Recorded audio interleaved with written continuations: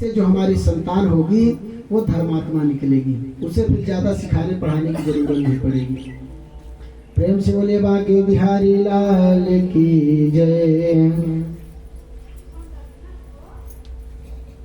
अब खूब नारद जी महाराज कथा सुनाते, कीर्तन भजन कराते। तो जो बालक जन्म हुआ तो प्रहलाद जी महाराज का जन्म हुआ। प्रहलाद महाराज की कथा आप सभी लोग जानते हैं कि भगवान के कितने बड़े भक्त थे। कहते हैं जब हिरण्याकश्यप आया, जब उसको समाचार मिली कि इंद्र ने ऐसा कृत्य किया, तो सबसे पहले इंद्रासन पर चढ़ाई करके इंद्रासन को जीतता है और प्रहलाद जी को गुरुकुल में भेजता है पढ़ाई करने के लिए। शुक्राचार्य के दो पुत्र हैं जिनका नाम है संडा और मर्क। उन्हीं के विद्यालय में, उन्हीं के गुरुकुल में उनको विद्या अध्ययन के लिए भेजता है। और जो वहां से विद्या अध्ययन करके प्रहलाद जी महाराज लौटते हैं तो बड़े प्यार से उनको बुला करके अपनी गोदी में बैठा करके और पूछता है कि बेटा तुमने क्या सीखा, अपने स्कूल में, अपने विद्यालय में क्या सीखा।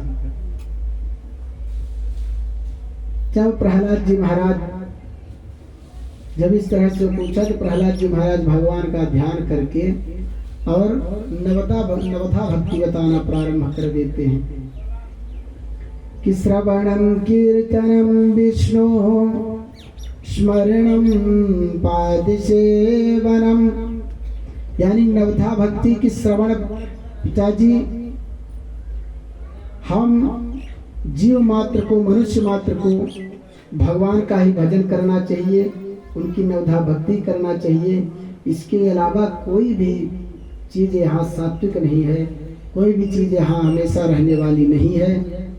इस तरह से जब सुनाते हैं नवधा भक्ति के प्रभु, पिताजी भगवान की 9 प्रकार की भक्ति होती है, यही मैंने विद्यालय में सीखा है। जब प्रभु का गुणगान, नारायण का गुणगान सुनता है हिरण्याकश्यप तो उसकी आंखें फड़कने लगती है, क्रोधित हो जाता है और तुरंत अपने गोदी से उठा करके प्रहलाद जी को फेंक देता है बाहर। कहता है कि अरे दुष्ट, तुमने हमारे दुश्मन का नाम लिया है। संज्ञा मर्ग को डांटता है कि अरे नीच ब्राह्मणों, मैंने तुम्हें आसुरी विद्या प्राप्त करने के लिए अपने बालक को भेजा था, लेकिन तुमने तो इसे भगवान का, इसका नारायण का भक्त बना दिया और ये बहुत ही भयानक रोग है। कहता है कि नारायण भक्ति का इतना भयानक रोग है कि अगर जो एक को पकड़ लेता है तो जल्दी जल्दी पूरे गांव वालों को पकड़ने में देरी नहीं लगती। जैसे कोरोना फैला हुआ था तो एक को वायरस फैल जाए तो सारे गांव के लोग जो है तो क्वारंटीन हो जाते थे, कहीं सबको न पकड़ ले। तो वही कहता है कि ये नारायण भक्ति जो है तो बहुत भयानक रोग है। अगर जो एक नारायण भक्त, एक भगवान का भक्त गांव में हो गया तो धीरे धीरे भक्तों की लाइन लग जाती है। तो कहते हैं कि इसको मारना ही उचित है, इसको नारायण भक्ति का रोग लग गया। पहले तो बहुत समझाता है, बहुत डराता है। कहते हैं कि हाथी से कुचलवाता है, लेकिन हाथी से कुचलवाने के बाद भी बच जाते हैं, उनको कुछ नहीं होता। पहाड़ों से गिरवाता है, पहाड़ से जैसे ही गिराते हैं तो भगवान नारायण अपने हाथों में उनको संभाल लेते हैं प्रहलाद जी को। कहते हैं कि अग्नि का खंभा, अग्नि में जलता हुआ खंभा था, उसमें उनको बहवा देता है।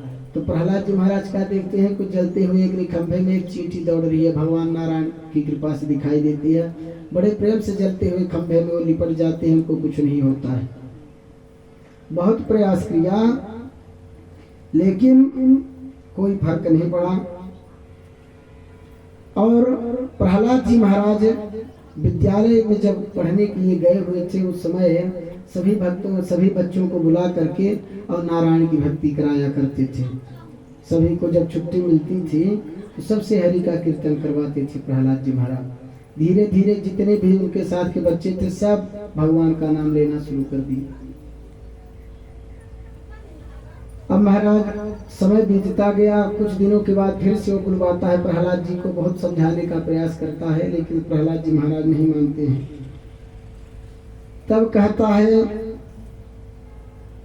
कि तेरा भगवान कहाँ है, किस जगह रहता है, बुलाओ तुम अपने भगवान को।